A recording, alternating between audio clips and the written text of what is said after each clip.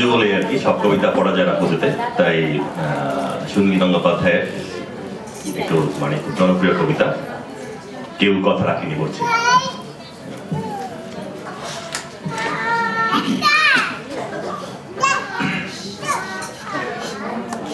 কেউ কথা রাখেনি,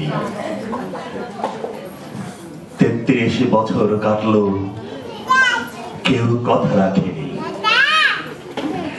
ছেলেবেলা এক বষ্টমী তার আগমনী গান হঠাৎ থামিয়ে বলেছিল, শুক্লা দ্বাদশীর দিন অন্তরাটুকু শুনিয়ে যাবে। তারপর কত চন্দ্রভূক অমাবস্যা চলে গেল, কিন্তু সেই বষ্টমী আর এলো না। 25 বছর প্রতীক্ষায় আছি। মামা বাড়ির মাঝি নাদের আলী বলেছিল, বড় হও দাদা ঠাকুর, তোমাকে আমি 3 প্রহরে দিল দেখাতে নিয়ে যাব। সেখানে পদ্ম ফুলের মাথায় সাপ আর ভ্রমর খেলা করে। নাদের আলী, আমি আর কত বড় হব?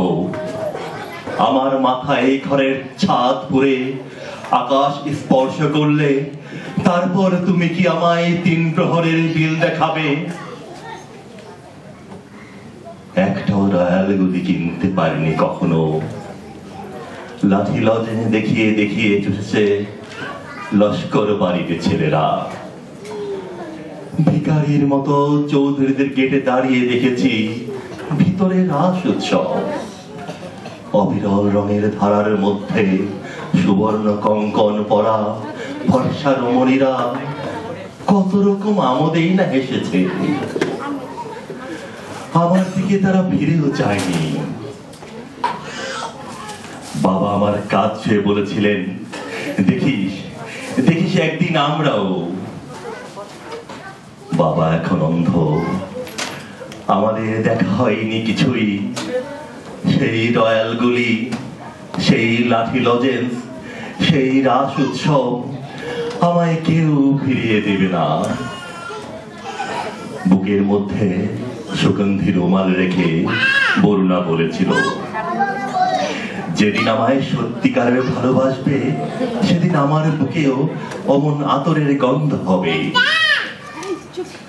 ভালোবাসার জন্যে আমি হাতের মুঠোয় প্রাণ নিয়েছি। দুরন্ত ষাঁড়ের চোখে বেঁধেছি লাল কাপড়। বিশ্ব সংসার তন্ন তন্ন করে খুঁজে এনেছি 108টা নীল পদ্ম। তবু তবু কথা রাখেনি বরুণা। এখনো তার বুকে শুধু মাংসেরই গন্ধ। এখনো সে যে কোনো নারী। কেউ কথা রাখেনি, 33 বছর কাটলো, কেউ কথা রাখে না। ধন্যবাদ।